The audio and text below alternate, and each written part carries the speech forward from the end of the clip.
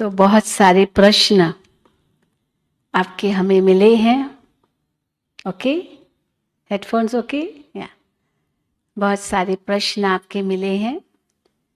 तो दादी जी से मैंने पूछा, दादी आप थोड़ा क्लास कराएंगे फिर मैं प्रश्न पूछूं? तो दादी कहती नहीं, सीधा प्रश्न शुरू करो। तो मैं प्रश्नों से ही शुरू करते हैं।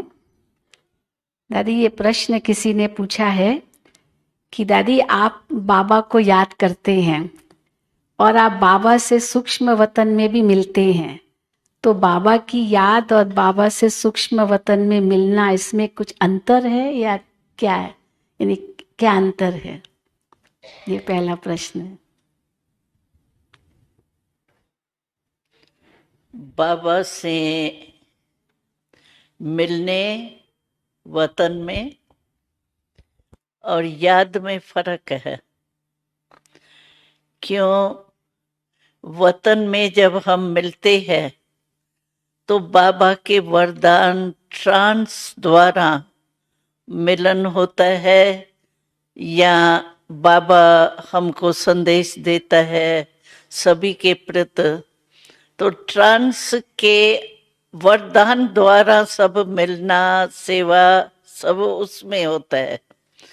और याद करना बाबा को, वो योग है। तो योग हमारे इस ब्राह्मण जीवन का पुरुषार्थ है, जिस पुरुषार्थ के अनुसार ही हमको बल भी मिलता है, फल भी मिलता है, या पद भी जो मिलेगा वो इस समय ब्राह्मण जीवन के पुरुषार्थ से मिलेगा। तो योग हमारी मेहनत है, हमारा पुरुषार्थ है, जिसका बल और फल जितना हम योग लगाते हैं उतना मिलता है। बाकी बाबा से मिलना करना जो ट्रांस का है वो वरदान है, और उस वरदान में हमको भी प्राप्ति तो होती है, ऐसे नहीं है प्राप्ति नहीं होती है। प्राप्ति ये होती है कि डायरेक्ट बाबा से जो वरदान मिलते हैं सभी के प्रति, मानो कोई भी बच्चों के प्रति बाबा डायरेक्शन देता है, तो वो डायरेक्ट डायरेक्शन पहले तो मैं सुनती हूँ, पीछे यहाँ सुनाती हूँ, तो उसका बल भी मिलता है। वैरायटी रीति से सभी बच्चों के क्वेश्चन का उत्तर बाबा देता है डायरेक्ट वहाँ, तो वो हमको बल मिलता है और सेवा का फल भी मिलता है, सहज पुरुषार्थ हो जाता है। लेकिन वो वरदान है और ये अपना पुरुषार्थ है। उस पुरुषार्थ के अनुसार हम भविष्य भी बना रहे हैं और भविष्य के साथ वर्तमान पहले बन रहा है। तो समझा आपने कि योग का अलग अनुभव है और बाबा से मिलने का अलग अनुभव है।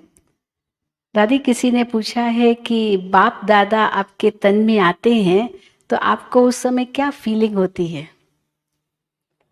शुरू से ही जब बाबा का आना शुरू हुआ तो बाबा, साकार बाबा के संस्कार होने के बाद हम तो वैसे ही भोग लगाने बैठे हैं, क्योंकि हमारे ब्राह्मण परिवार का ये नियम है कि जो भी शरीर छोड़ता है उनको 13 दिन उसका भोग लगता है। पहले दिन जरूर लगता है, जब शरीर का संस्कार हो जाता है तो सभी तैयार होके पहले भोग लगाते हैं। रोज भी क्लास में कुछ न कुछ 13 दिन उसके प्रति भोग रखते हैं, थोड़ा सा ही, जो उस आत्मा को स्वीकार कराते हैं।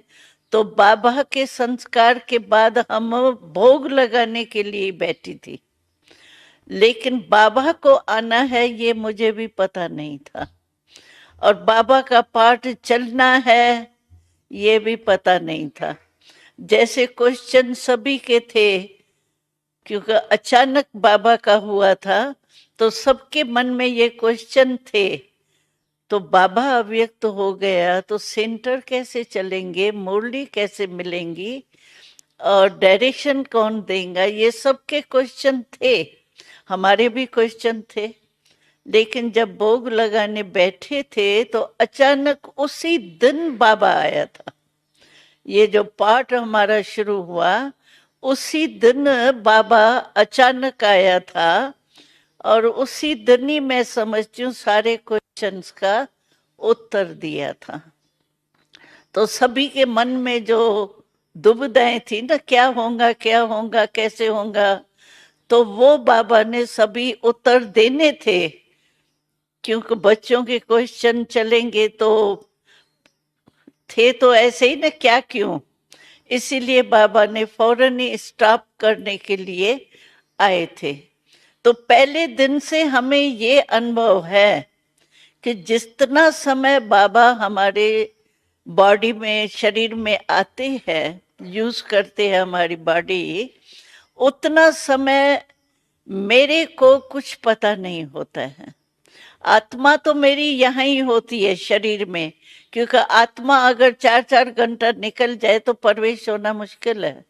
इसीलिए होती तो आत्मा हमारी इसी शरीर में ही है, लेकिन हमारा कॉन्शियसनेस, मैं गुलजार हूं, ये कॉन्शियसनेस जो है वो मर्ज होती है। जैसे रेडियो होता है ना, रेडियो में या टीवी में आप जो भी आपको लाइन, क्या कहते हैं इसको, टीवी में क्या करते हैं, चैनल, हाँ, चैनल, चैनल जो भी आप खोलो उसका आपको आवाज आएगा। बाकी चल तो सभी चैनल रहे हैं ना उस समय, ऐसे नहीं है बंद होते हैं, लेकिन स्विच हमारा बंद होता है। इसीलिए चैनल चलते हुए जिसका हम स्विच खोलते हैं वही हमको सुनाई देता है, देखने में आता है। इसी रीति से हमारे को बाबा जो सभा में होता है, मिलते हैं, आते हैं, जो भी होता है, इसका कॉन्शियसनेस हमारा बंद होता है। लेकिन मेरी क्या स्टेज होती है, इतना समय मैं अपने को बिल्कुल ऐसी मीठी साइलेंस में अनुभव करती हूँ। बहुत अच्छा अनुभव होता है उतना समय, एकदम जैसे डेड साइलेंस नहीं, स्वीट साइलेंस, एकदम जैसे बाबा के लव में लीन हूं या बीज रूप हूं, वो भी कुछ नहीं होता है, लेकिन एकदम स्वीट साइलेंस के स्टेज में जैसे मैं मग्न रहती हूँ। इसीलिए मुझे लौट के आने में थकावट नहीं लगती है, क्योंकि मैं तो बहुत अच्छी स्टेज से लौटती हूँ। तो स्वीट साइलेंस के स्टेज से लौटने के कारण मेरे को थकावट भी नहीं होती, और जो यहाँ चलता है वो कुछ दिखाई नहीं देता, सुनाई नहीं देता। लेकिन क्वेश्चन दूसरा कोई करते हैं तो आपको ये नहीं आता, तो मैं भी सुनती तो अच्छा है। लेकिन मैं ये फायदा समझती हूँ कि जो स्वीट साइलेंस का बाबा हमको अनुभव कराता है, वो हमारे लिए इतना ही अच्छा है जितना मैं सुनूं। और सेवा होती है मेरे शरीर द्वारा, उसकी खुशी और दुआएं जो है उसमें मैं संतुष्ट हूं, मुझे क्वेश्चन नहीं उठता है। मैं समझती हूँ, आप समझ गए होंगे अनुभव दादी का, कैसे बाबा आते हैं। अब किसी ने फिर प्रश्न किया है कि दादी आपका मन सदा शांत रहता है, आप कभी ज्यादा सोचते नहीं हैं, तो इसका सीक्रेट क्या है? आप निसंकल्प रहते हैं, तो आप उसके लिए क्या पुरुषार्थ करते हैं या अपने आप रहते हैं? उसका सीक्रेट बताइए। निसंकल्प, कुछ एक्स्ट्रा नहीं सोचते हैं जरूरत के से ज्यादा, उसका आप सीक्रेट बताइए। वैसे क्या है कि शुरू से लेके वैसे कुछ लास्ट जन्म के संस्कार भी कहेंगे, लेकिन संस्कार को भी बल तो चाहिए ना। तो इसीलिए शुरू से लेके जो हमारी लाइफ रही है ना, तो बचपन में ही मुझे ट्रांस का अनुभव हुआ है। तो ट्रांस में जो है वो आपको मालूम ही है कि इस दुनिया या संकल्प वंकल्प जो भी होती है मन बुद्धि का, स्मृति तो रहती नहीं है, ट्रांस में तो खो जाते हैं ना। तो मैं समझती हूँ ये मेरे को जो बचपन से, क्योंकि पाकिस्तान से लेके सूक्ष्म वतन का जो पार्ट है, पहले सूक्ष्म वतन का साक्षात्कार नहीं होता था, सिर्फ वैकुंठ का होता था। डांस है, सतयुग में जन्म कैसे होगा, शादियां कैसे होंगी, ये मतलब ये बहुत देखते थे सतयुग का। ये सूक्ष्म वतन मूल वतन की स्पष्टीकरण नहीं थी। ड्रामा में तो थी लेकिन हम लोगों के बीच में नहीं थी। तो जब हम पाकिस्तान में थे तब से हमारा ट्रांस का पार्ट चला। ट्रांस का पार्ट होने के कारण बाबा के भवन अलग होता था, क्योंकि वहां थोड़ा बैन भी लगा था ओम मंडली के कारण, थोड़ा हंगामा भी था, एंटी ओम मंडली भी थी, तो गवर्नमेंट के द्वारा बैन था। तो बैन में क्या था, जो बाबा बहनों माताओं के साथ नहीं रह सकता, बहनों के साथ नहीं रह सकता। भाई बाबा के साथ रह सकते थे लेकिन बहनें नहीं रह सकती थी। तो हम बहनें रहती थी मम्मा के साथ, एक बड़ा महल के माफिक था, बड़ा मकान, कुंज भवन, वहां हम मम्मा के साथ रहते थे। और बाबा का परिवार और कुछ भाई वो बाबा भवन में रहते थे। वो क्लिफ्टन सागर के किनारे में बाबा का मकान था, बहुत साइलेंस में। तो हमारा ट्रांस का पार्ट जब सूक्ष्म वतन का शुरू हुआ तो बाबा ने देखा कि ये नई बात शुरू हो रही है। मम्मा ने भी देखा, बाबा ने भी देखा, क्योंकि मेरे को भी पता नहीं था ये क्या मैं देखती हूँ। जब पहले पहले हमने ब्रह्मा बाबा को ट्रांसपेरेंट रूप में, अव्यक्त रूप में देखा, मैंने आके सुनाया, तो मैंने बाबा को ही देखा और ऐसे ट्रांसफर रूप में था, फीचर्स वही बाबा के थे।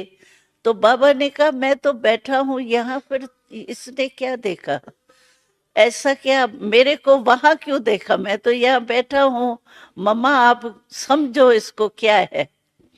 फिर हमको बाबा एकांत के कारण जो है ना, वो अपने ही मकान में रहता था। तो मैं समझती हूँ कि ये ट्रांस का पार्ट शुरू से ही चला और मैं बहुत करके ट्रांस में जाती आती थी संदेश लेना देना, क्योंकि स्पष्टीकरण ही नहीं था कि सूक्ष्म वतन है क्या और क्यों मुझे बाबा ऐसे दिखाई देता है। तो उसको समझाने के लिए, क्लियर करने के लिए हमको, ब्रजेंद्रा दादी थी बाबा की, लौकिक में बहू थी, तो परिवार को रहने के लिए बाबा के साथ छुट्टी थी।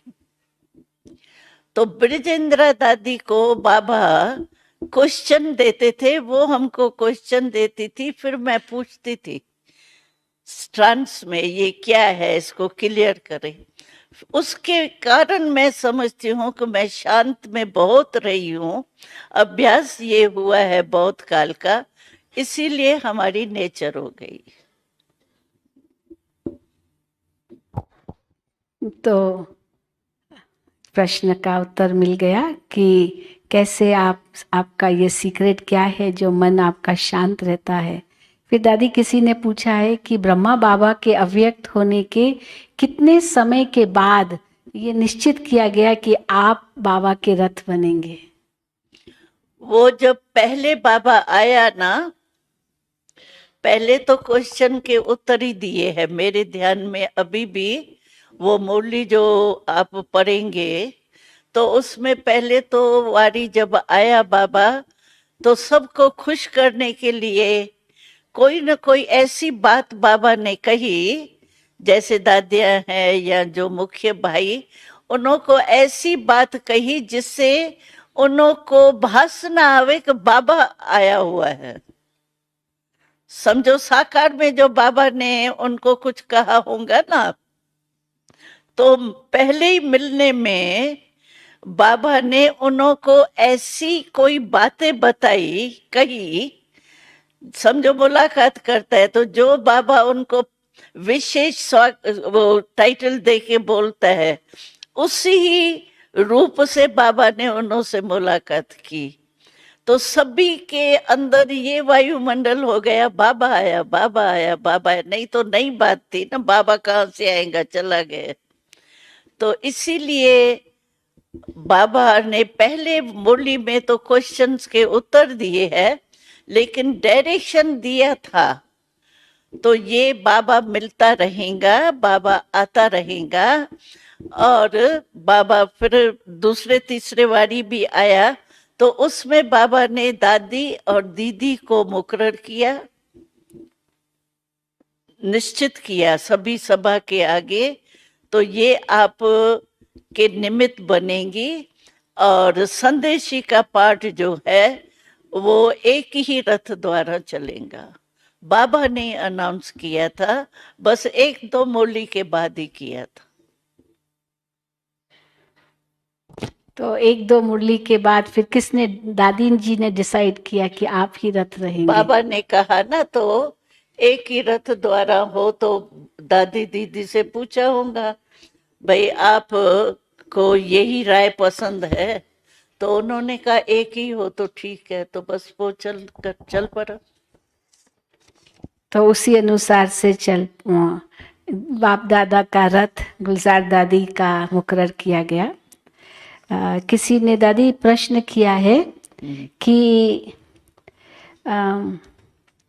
समझो अभी, सॉरी, बाबा कहते हैं कि last so fast so first, तुम बच्चे आ सकते हो। तो शॉर्टकट आप बताइए last so fast so first आने का। क्या शॉर्टकट? क्योंकि हम अभी बहुत लेट आए हैं, और तो कैसे हम आ सकते, इतना लेट आए हैं, last so fast so first कैसे जा सकेंगे? तो शॉर्टकट चाहिए ना। मुझे मम्मा की बात इसमें याद आ रही है। मम्मा अपना अनुभव सुनाती थी, क्योंकि मम्मा जो है उसको कोर्स कराने वाली भी और थी, जो पहले मम्मा की भी आती थी, और वो अभी नहीं है, मतलब दुनिया में चली गई और शरीर भी छोड़ दिया अभी तो। लेकिन मम्मा से सभी पूछते थे कि मम्मा, क्योंकि दीदी दादी, ये निर्मल शांता, बिरजेंद्रा दादी, ये सब बड़े थे, मम्मा के साथ समान थे। दादियां है, चंद्रमणि दादी, ये मम्मा के जैसी थी और वो बड़ी थी। तो मम्मा से सब क्वेश्चन करते थे कि मम्मा आप मम्मा कैसे बन गई, आपकी क्या विशेषता है? तो मम्मा 2 शब्दों में उत्तर देती थी। मम्मा ने कहा, मैंने शुरू से ये लक्ष्य रखा कि बाबा ने कहा और मैंने किया। समझ गए? समझ गए ये? हाँ? तो अगर लास्ट सो फास्ट जाना है तो बाबा की श्रीमत जो भी अमृत वेले से लेके है ना, रात्रि तक हर कर्म के लिए बाबा की श्रीमत है। सुबह को उठो, कैसे उठो, क्या करो, सो क्या सोच के सो, और फिर सुबह को उठ के उसी उमंग उत्साह से उठो। तो हर कर्म की जो श्रीमत बाबा ने दी है ना, कदम कदम की, उस कदम कदम पर चलना, ये फास्ट जाना। सिर्फ ये आप करो, बस श्रीमत बाबा की है या नहीं है। एक भी कर्म श्रीमत के स्वयं नहीं हो तो ये फॉलो फादर हो जाएगा और आप पहुंच जाएंगे, फरिश्ता बन जाएंगे।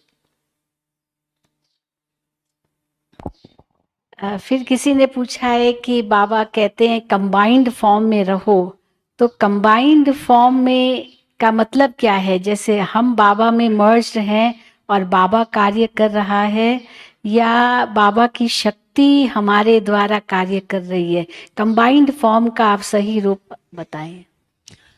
कंबाइंड का ये है कि बाबा हर समय साथी है मेरा। जैसे कोई भी स्थूल में कोई साथ होता है तो बल होता है ना। जैसे मानो नारी है, नारी रात्रि को अंधेरे में अकेली जाएंगी तो डरेंगी, लेकिन कोई बॉडीगार्ड साथ में होगा तो नहीं डरेंगी, क्योंकि साथी साथ में बहादुर है। इसी रीति से बाबा का साथ कंबाइंड माना बाबा सदा मेरे साथ है, साथी है। हर कदम में बाबा मेरे साथी है, साथ है। तो उससे क्या होता है, हर कदम में अगर मेरी कोई कमजोरी है तो मैं बाबा की शक्ति साथी का, जैसे कमजोर कोई होता है तो लाठी का या कोई साथ लेके चलने वाले का हाथ पकड़ के होशियारी से चल पड़ता है ना, ऐसे बाबा हमारे साथी है तो साथ है। इसके कारण सर्व शक्तियां हमारे जैसे साथ है। तो जिस समय मेरी कोई भी कमजोरी होती है तो मैं बाबा सर्वशक्तिवान के शक्ति का साथ लेके आगे बढ़ सकती हूँ। ये फायदा है। बिल्कुल ऐसे अनुभव होता है साथ का, जैसे कोई स्थूल में दो जनी रहती है ना। समझो मेरे को कोई काम मिला स्थूल, हमको खाना बनाना है, मानो अभी खाना बनाना है, ज्यादा खाना बनाना है। मेरे साथ जो साथी होंगी तो आप भले हेड बनो, लेकिन कोई भी काम होगा तो आप साथी को साथ लेंगे ना। ऐसे ही बाबा सूक्ष्म है, बिंदी रूप में है, लेकिन साथी का मतलब, कंबाइंड का मतलब ये है कि बिल्कुल जैसे साकार में कोई साथी का साथ फौरन याद आता है और लिया जाता है, ऐसे बाबा कहता है मैं, आप कहेंगे कंबाइंड बाबा है तो मैं मददगार बनूंगा, शक्ति दूंगा। इस रीति से कंबाइंड का अनुभव कर सकते। और बाबा कहता है कि इतना इजी कनेक्शन होना चाहिए बाबा से, कंबाइंड की फीलिंग ये होनी चाहिए जैसे कोई भी संकल्प मेरा चलता है, मैं समझती हूँ कि मेरे दिल में ये चल रहा है ना, फौरन ही मैं बाहर निकालूंगी, कोई साथी साथ होगा तो। ऐसे नजदीक का संबंध हो, कोई भी बात हो, कोई काम मेरा नहीं हो रहा है तो हम कहेंगे ना साथी की याद आएंगी ना। ऐसे बाबा से इजी संबंध हो सकता है। कंबाइंड का अर्थ ही ये है कि समय पर साथ का अनुभव करना, लेना और फिर अपने को शक्ति भरना। तो इस रीति से बाबा का साथ हो सकता है। फिर दादी किसी ने पूछा है कि वैसे जब भी हम कोई दुनिया में प्लानिंग करते हैं, 20 साल की प्लानिंग, 50 साल की प्लानिंग, या चलो 5 साल की प्लानिंग, 10 साल की प्लानिंग, अब बीकेज के लिए तो हम जानते हैं कि कॉन्फ्लुएंस एज, ये संगम युग बहुत छोटा है। बाबा बार बार यही कहते रहते हैं कि समय बहुत कम है। तो हम बीके के नाते हम किस प्रकार से प्लानिंग करें भविष्य की? नहीं, ये भले 25 वर्ष का हम करते हैं, कोई हर्जा नहीं। क्यों? 25 वर्ष का अगर हम कोई प्लान बनाते हैं तो इतनी बेहद की बुद्धि हमारी लास्ट आत्माओं, इतनी आत्माओं के तरफ हमारी नजर जाती है। तो इसीलिए भले विनाश हो जाएगा तो भी अगर हमारा 25 वर्ष का प्लान है तो हमको वो प्लान जो है वो मनसा द्वारा हम आत्माओं को देंगे। हमारा लांग दृष्टि गई ना, ऊंची दृष्टि, दूर तक दृष्टि गई ना, तो भले विनाश भी हो जाएगा ना तो भी हमको होगा कि हमको इन आत्माओं को मनसा द्वारा भी संदेश जरूर देना है, कुछ न कुछ वो बाबा कहते हैं ना भाई, महादानी बन के कुछ न कुछ उसको देना ही है। वो मनसा से देंगे, वाणी से नहीं दे सकेंगे, तो मनसा से फटाफट वो सेवा करेंगे। हमारे 25 वर्ष का प्लान पूरा जरूर होगा, इसीलिए कोई हर्जा नहीं है। आप वाणी से नहीं कर सकेंगे तो मनसा से करेंगे, भले बना, इसमें कोई हर्जा नहीं है। फिर किसी ने पूछा है कि को सुख लो, इन सुख कोई लिमिट रखा हम इसने में भी सुख दिया ही है ना, दुख तो नहीं दिए ना। नहीं, इसका भाव हो कि समझो वो स्वार्थ है, वो कहेगा हमको मिले मिले, हम दे रहे दे, तुम जब इसको सुख दे रहे, वो तो सुख देने की भी लिमिट होती है ना। कहाँ सुख देने का अर्थ क्या है? सेल्वेशन देना तो बाबा नहीं कह रहा है ना, सुख देने को कह रहा है ना। तो सुख देने का मतलब है शुभ भावना रखना, शुभ कामना रखना। अच्छा चलो, वो स्वार्थी है, मानो स्वार्थी है, तो स्वार्थी भले वो अपने रीति से होगा, लेकिन मैं अपने मन को खुश और अच्छी स्थिति रखने के लिए उसके प्रति मानो मैं अशुभ भावना रखती हूँ, शुभ भावना नहीं रखती हूँ। दुख देने चाहती हूँ, सुख नहीं दूं, कब तक दूंगी। अच्छा, सुख नहीं देती है तो उसके प्रति आपको जो व्यर्थ संकल्प, व्यर्थ वृत्ति चलेंगी, वो हमारे स्थिति को भी तो खराब करेंगी। जैसे बाबा से पूछा था ना, तो है ही नाम जब बद दुआ, कोई बद दुआ दे रहा है और मैं उसको दुआ दूं, तो बाबा ने यही उत्तर दिया था, जब तुम कहते ही हो बद दुआ, नाम ही देते हो बद दुआ, माना खराब चीज है, तो खराब चीज कोई आपको देता है तो आप लेके रखेंगी तो आपको भी तो नुकसान है। बाबा ने ये उत्तर दिया था। तो बद दुआ, बुरी चीज तो कोई अपने में रखता ही नहीं है ना, या फेंकेगा या उसको वापस करेगा। तो इसी रीति से अगर मानो वो स्वार्थी है, लेकिन मैं अपना फर्ज पालन करूं, जितना हो सकता है मेरे से मैं दूं, दुख तो नहीं दूं ना, दुख देना तो मेरा पाप बन जाएगा। अच्छा, सुख देती रहूं, शुभ भावना रखती रहूं, इसमें मुझे क्या नुकसान। बाकी सेल्वेशन दो वो अलग चीज है, सुख देना अलग चीज है। सेल्वेशन दो, सेल्वेशन देते देते वो खराब हो सकता है। समझो कोई को बहुत चाहिए मेरा नाम हो, मेरे को पीछे क्यों करती है, मेरे को भी आगे रखे, तो ये हो गया ना जैसे स्वार्थ। ये बॉडी कॉन्शियस का सेल्वेशन चाहिए, नाम का, मान का, वो आप नहीं दो, लेकिन शुभ भावना तो दे सकते हैं।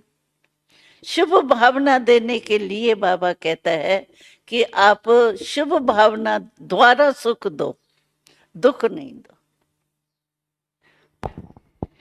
फिर किसी ने पूछा है कि एडवांस पार्टी आजकल क्या कर रही है?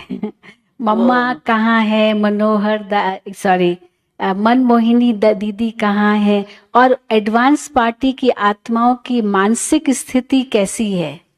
थोड़ा एडवांस पार्टी के बारे में दादी बताएंगे। बाबा ने आपको क्या कहा? जन्म कहाँ है वो तो बाबा ने बताया नहीं है। बाबा ने नहीं बताया तो कोई भी नहीं बता सकते, मैं तो नहीं बता सकती। बाकी ये है कि एडवांस पार्टी जो है वो मूल गई इसीलिए है कि हमको जो योग बल से सत्युग की पैदाश होनी है, तो योगी आत्माएं चाहिए ना, और नई सिस्टम शुरू होनी है। योग बल से जन्म कौन दे सकता है? जो योगी होगा। तो इसलिए वो इसके लिए हमारे लिए रुके हैं, हमको जन्म देने के बाद उनका भी नया जन्म हो जाएगा, इसी के कारण इस काम के लिए रुके हुए। मानसिक स्थिति बहुत अच्छी, जैसे मानो छोटे बच्चे हैं या बड़े हैं, बड़े हैं तो ऐसे ही घरों में रहते हैं जो वो उन्हों को साक्षात देवी और देवताओं के रूप में उन्हों को, माँ बाप को, संबंधियों को अनुभव होता है। वैसे सूरत नहीं है देवताओं की जैसे मंदिरों में है, लेकिन जो भी एडवांस पार्टी में विशेष आत्माएं गए हैं, उन्हों की स्थिति इतनी दिव्य गुण और ज्ञान के बल वाली है, इमर्ज नहीं है ज्ञान, इमर्ज नहीं है मधुबन से हम आए हैं एडवांस पार्टी में, परंतु उन्हों की जो अंदर की पुरुषार्थ की स्थिति है वो अभी तक भी उन्हों की है, दिव्य गुणधारी। और ऐसे जैसे एकदम नैन भी उनके जैसे देवताओं जैसे, मुख में जैसे मुस्कुराहट होती है, जो बाबा कहते हैं वो प्रैक्टिकल लाइफ है उन्हों की, जो संबंधियों को, मित्र संबंधियों को, साथियों को फीलिंग अच्छी है उन्हों की, कि हमारे को जैसे भगवान ने एक दिव्य विभूति भेजी है, ऐसी फीलिंग है उनके संबंधियों की। और जो जिसके भी कनेक्शन में आते हैं तो जैसे नहीं कोई में विशेषता होती है, बड़े हो गए, कोई भी कारोबार में जैसे कोई का नहीं दिखाई देता है, तो इसका दिमाग बहुत अच्छा है, इसकी जजमेंट बहुत अच्छी है, इसकी राय बहुत अच्छी है। इसी रीति से सब वहाँ जो भी एडवांस पार्टी वाले गए हैं उन्हों द्वारा लोगों को ये फीलिंग आती है, और वो ऐसे ही माँ बाप संबंधी समझते हैं जैसे देवता हमारे घर में आ गए। फिर दादी किसी ने पूछा है कि खास करके अभी ये इतने नेचुरल कैलामिटीज हो रहे हैं, कल रात को भी इतना बड़ा भूकंप आया है, कहते 2-3 हजार तो मर गए होंगे इंडोनेशिया में। तो ऐसे जो नेचुरल डिजास्टर्स आते हैं, प्राकृतिक आपदाएं आती है और उसमें एक साथ कितने मरते हैं, तो क्या हम उनको हम किस प्रकार का सहयोग दे सकते हैं, उनको हम कैसे शांति दे सकते हैं, यानी किस रूप से मदद कर सकते हैं उन आत्माओं की? वो तो योग से ही कर सकते हैं। योग बल हमारा इतना होना चाहिए, क्योंकि हम कोई एक आत्मा को सामने रख कर के सकाश नहीं देते हैं। बाबा जो कहते हैं आप सेवा करो, मनसा सेवा करो, तो हम एक आत्मा के सामने शिकल रख करके तो नहीं करते हैं ना, विश्व की सेवा करते हैं तो आत्माओं को ही सामने रखते हैं। इसी रीति से हम योग द्वारा सुख, हमारे में सुख की जमा होगा स्टॉक, तो हम दूसरे को योग बल द्वारा, सकाश द्वारा, वाइब्रेशन द्वारा वो दे सकते हैं। तो योग द्वारा ही, शुभ भावना, शुभ कामना द्वारा ही उन आत्माओं को, फेस हमारे को नहीं है लेकिन है तो हमारे भाई ना, हमारी बहनें ना, एक ही बाप के बच्चे हैं, उस ब्रदरहुड के रूप से हम अपने सकाश द्वारा शुभ भावना, शुभ कामना या शांति की शक्ति, सुख की शक्ति, प्रेम की, परमात्म प्रेम, उसकी शक्ति दे सकते। तो इसी के साथ प्रश्न है कि सूक्ष्म शरीर द्वारा हम कैसे सूक्ष्म सेवा कर सकते हैं? हम भी सूक्ष्म शरीर से सेवा करेंगे, कैसे करेंगे? सूक्ष्म शरीर आत्मा संकल्प द्वारा ही सेवा कर सकती है। सूक्ष्म शरीर तो यानी मैं फरिश्ता हूं उस रूप से कर सकते हो, बाकी सूक्ष्म वतन का सूक्ष्म शरीर धारण करके मैं जा रही हूं, ये तो टेम्पररी होगा। लेकिन आत्मा संकल्प शक्ति द्वारा, शुभ भावना भी सूक्ष्म संकल्प की शक्ति है, शुभ कामना भी सूक्ष्म शक्ति की है। तो शक्ति रूप में मैं फरिश्ते रूप में स्थिति में स्थित होके, फरिश्ता माना मेरे बॉडी कॉन्शियसनेस की स्मृति नहीं हो। बाबा ने नहीं कहा था फरिश्ता माना जिसका जो पुरानी दुनिया है उससे कोई रिश्ता नहीं, अपने पुरानी दुनिया के बॉडी कॉन्शियसनेस से भी रिश्ता अलग आत्मा रूप में स्थित होवे, और आत्मा संकल्प द्वारा उन आत्माओं की सेवा कर सकती। स्टेज फरिश्ते के स्थिति द्वारा सेवा कर। एक प्रश्न, जब बाबा कहते हैं बेहद का वैराग्य रखो, बेहद की वैराग्य वृत्ति, तो ये बेहद की वैराग्य वृत्ति थोड़ा स्पष्ट करेंगे दादी? बेहद की वैराग वृत्ति माना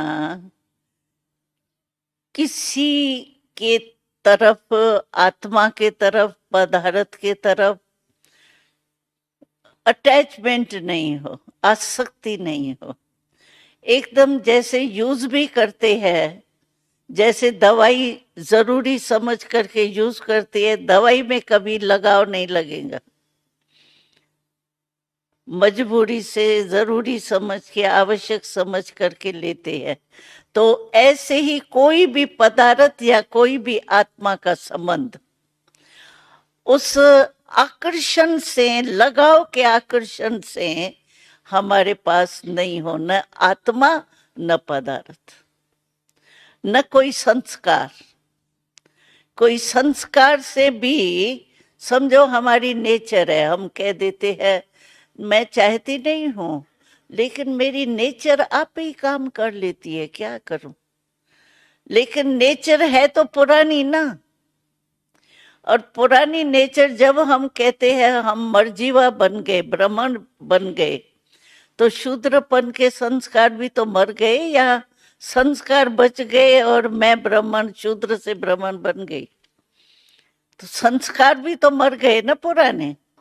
तो इसीलिए कोई भी पुराने संस्कार, अपने पदार्थ की आकर्षण, संबंध की आकर्षण, आत्माओं के कनेक्शन की, आधार की, ये कोई भी आकर्षण नहीं हो। मैं आत्मा हूं और बाबा ही मेरा संसार है, बाबा ही मेरा पदार्थ देने वाला है, बाबा ही सर्व संबंधी है, एक ही के उसमें रहें, इसको कहते हैं बेहद का वैराग। कोई भी लगाव नहीं हो, वैराग माना कहाँ लगाव नहीं। सेवा में भी नहीं, मेरा जिज्ञासु, मेरा सेंटर, मेरे जिज्ञासु की मदोगरी, ये भी रंग है, क्योंकि मेरा तो है ही नहीं ना, बाबा का है ना।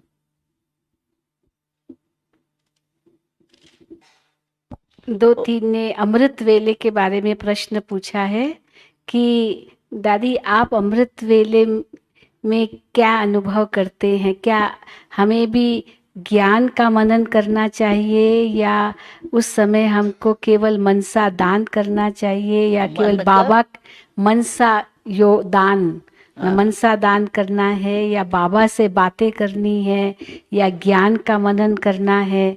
तो अमृत वेला आप अपना अनुभव सुनाए तो हम उस प्रकार करेंगे। अमृत वेला जो है वो मनन के लिए नहीं है।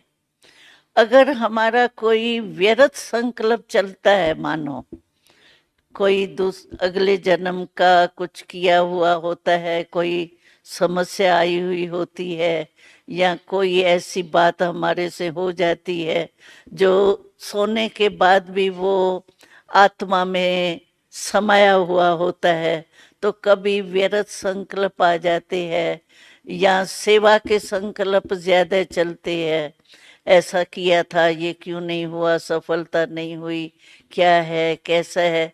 तो बाबा कहते हैं जिस टाइम जो करना है ना, उस समय वो ही काम करना चाहिए।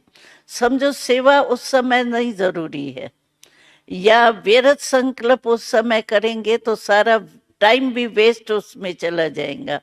उस समय हमारी स्टेज है, मैं बाबा से करेंट लेके आत्मा रूप में पहले स्थित हो जाए, मैं आत्मा हूं और बाबा से कनेक्शन जुटा हुआ है, और बाबा से जो शक्ति मिल रही है वो ऑटोमेटिकली हमारी फैल रही है। मैं दे रही हूं, नहीं दे रही हूं, ये संकल्प भी नहीं। नेचुरल है, लाइट हाउस जो होता है वो सोचता है कि मैं लाइट दे रहा हूं, ऑटोमेटिकली लाइट हाउस है, वो लाइट उसकी फैलेंगी। तो बाबा से मैं शक्ति ले रही हूं और शक्ति के वायुमंडल में शक्ति जा रही है। लेकिन उस समय बस आत्मा और बाबा से कनेक्शन, रिलेशन गहरा हो। बस दाता बन के बाबा दे रहा है, मैं भी दाता बन के फैला रही। बस ये स्टेज होनी चाहिए।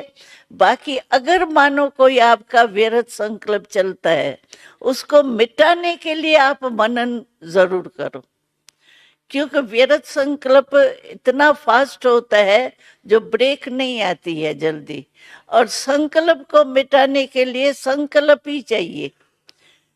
व्यर्थ संकल्प को मिटाने के लिए आपको मनन शक्ति यानी शुद्ध संकल्प करके उसको मिटाना है। जैसे अंधकार होता है तो हम स्विच ऑन करते हैं ना, तो रोशनी हो जाती है। ऐसे संकल्प व्यर्थ को मिटाने के लिए आप कोई वरदान या मुरली की कोई पॉइंट मनन करते हो, वो भले करो, उससे सिर्फ वो मिट जावे व्यर्थ संकल्प, जगह बढ़ जावे। शुद्ध संकल्प की जगह बढ़ने से व्यर्थ संकल्प खत्म हो जावे। बाकी वैसे जो है वो हमको संकल्प वहां उस समय ये व्यर्थ या कोई शुभ मनन करने की आवश्यकता नहीं है। अमृत वेला हमको खुद बल भर के देने की बात है। जितना हम कनेक्शन खुद में भरेंगे ना, उतना ऑटोमेटिकली हमारा फैलेगा। रोहरियान करने की भी जरूरत नहीं है। बाबा देख ही रहा है, बच्ची बहुत अच्छा बैठी है, कनेक्शन लगा हुआ है, सकाश मिल रही है।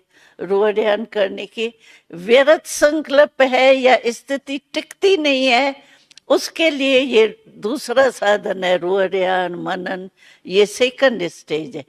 4 स्टेज है ना। पहली स्टेज है बस आत्मा परमात्मा में लीन हो गई, माना लव में लीन हो गई, शक्तियां लेने में ही लीन हो गई, बिजी हो गई।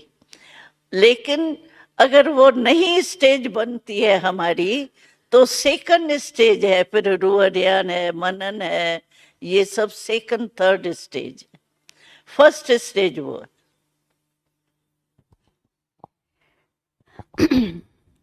वैसे तो सभी प्रश्न आ ही गए, टाइम भी हुआ हाँ है। पूरा हो रहा है। एक प्रश्न है, सतयुग में हंसी का प्रश्न है कि वहां पर गैया बहुत होगी तो क्या दूध पीते हैं देवी देवताएं? हाँ? दूध पीते हैं देवताएं? दूध पीते हैं? जो दूध दूध पीते हैं देवताएं? वहां तो फल ही ऐसे होते हैं, जो जैसे नारियल का पानी है ना, तो नारियल में जूस है ही, ऐसे वहां ये एक नारियल फल का मिसाल मैं देती हूँ। ऐसे वहां फल है, समझो आपको खट्टा पीना है, तो वहां ऐसे फल है, आप फल को ऐसे करो, आपको जूस गिलास बन के जूस मुख में और जाएंगे। दूध? हाँ? दूध दूध दूध तो गऊ देंगे ना। नहीं पीते हैं दूध? हाँ, दूध क्यों यहाँ नहीं पर तो कलयुग में कहते हैं दूध नहीं पीना चाहिए। तो वो तो गऊ खराब खाती है ना।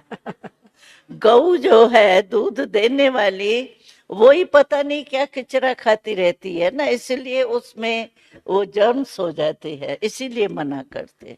नहीं और कहीं आज की शक्ति में गैस होती है, किसको दूध से गैस होगी, किसको भारीपन होगा, वह ये तो है ही नहीं ना। तो देवताएं दूध पीते हैं ना? दूध पीते हैं, दूध की नदियां है वहां। यानी इतना है जो जैसे नदियां बहती है। तो वहां पर पकवान भी खाते होंगे, तली हुई चीजें नहीं, ये तली खाते हुई हैं? चीज नहीं है, बेकिंग का है, बेक की हुई चीज है।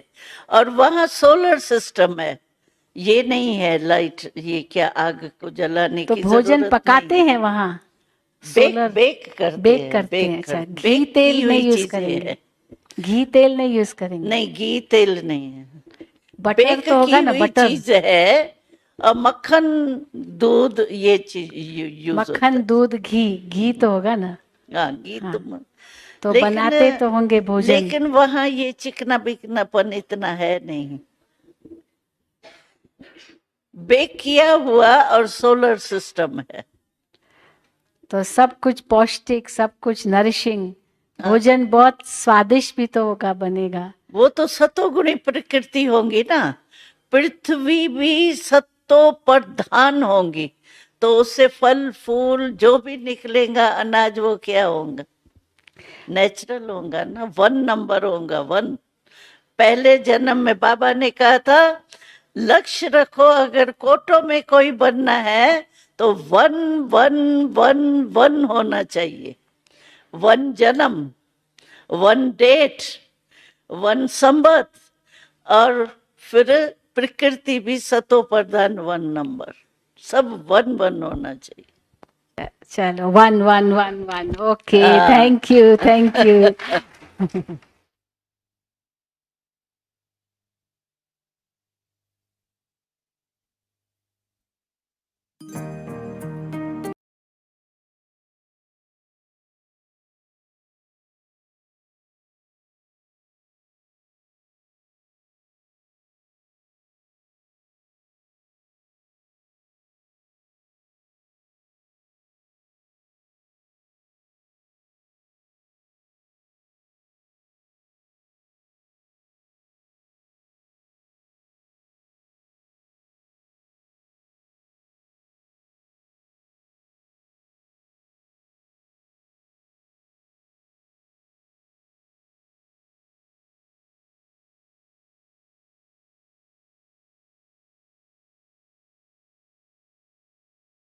ಆನ್ ಮಾಡ್ಕೊಂಡೆ ಕಳಿಸು ಮೆಸೇಜು, ವಿ ಆರ್ ಕನೆಕ್ಟಿಂಗ್ ಅಂತ. ಓಂ ಶಾಂತಿ. ಎಲ್ಲ ಪದಂಪತಿಗೆ ರೆಡಿ? ಚೆನ್ನಾಗಿತ್ತ ಈಗ ಯೋಗ ಕ್ಲಾಸ್ ಆದಮೇಲೆ? ದಾದಿ ಕ್ಲಾಸ್ ಎಷ್ಟು ಸುಂದರವಾಗಿತ್ತು. ಎಲ್ಲರಿಗೆ ಎಲ್ಲ ತರಹದ ಪ್ರಶ್ನೆಗಳೇನಿತ್ತು ದಾದಿಯವರು ಬಹಳ ಚೆನ್ನಾಗಿ ಸಾಲ್ವ್ ಮಾಡಿದ್ರಲ್ವ. ತುಂಬ ಜನರ ತುಂಬ ತರಹದ ಏನಂತೀರ ಪ್ರಶ್ನೋತ್ತರವನ್ನು ದಾದಿ ಭಾಳ ಚೆನ್ನಾಗಿ ಸಾಲ್ವ್ ಮಾಡಿದ್ರು. ಬಟ್ ಈಗ ನಾವು ಅದರ ಸ್ವರೂಪ ಆಗಬೇಕಾಗಿದೆಯಲ್ಲ. ತುಂಬಾ ಸೀಕ್ರೆಟ್ಸ್ ಹೇಳಿದ್ರು. ತನ್ನ ಸ್ಥಿತಿ ಬಗ್ಗೆನೂ, ಟ್ರಾನ್ಸಲ್ಲಿ ಏನು ಸ್ಥಿತಿ ಇರುತ್ತೆ ಎಲ್ಲ ಯೋಗದ್ದೆಲ್ಲ ಕೇಳಿದ್ರಲ್ಲ. ಅದನ್ನು ಕೇಳ್ತಾ ಕೇಳ್ತಾ ಬಾಬುವ್ರ ಹತ್ರ ಅನುಭವ ಮಾಡೋದೇನಿದೆ, ಅಮೃತ ವೇಳೆ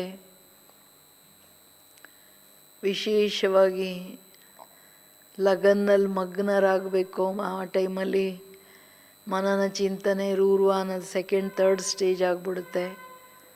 ಸೊ ನೀವು ಹೆಂಗೆ ಸಮಯ ಸಫಲ ಮಾಡಬೇಕೆಲ್ಲ ಹೇಳಿದ್ದಾರೆ ಎಂದಾಗ ನಾವೀಗ ಫಾಸ್ಟಾಗಿ ಅದೇ ಪುರುಷಾರ್ಥ ಮಾಡಬೇಕು. ದಾದಿ ತುಂಬ ಸಿಂಪಲ್ಲಾಗಿ ಹೇಳಿದ್ರು, ಯಾವ ಕನ್ಫ್ಯೂಷನ್ ಇಲ್ಲ.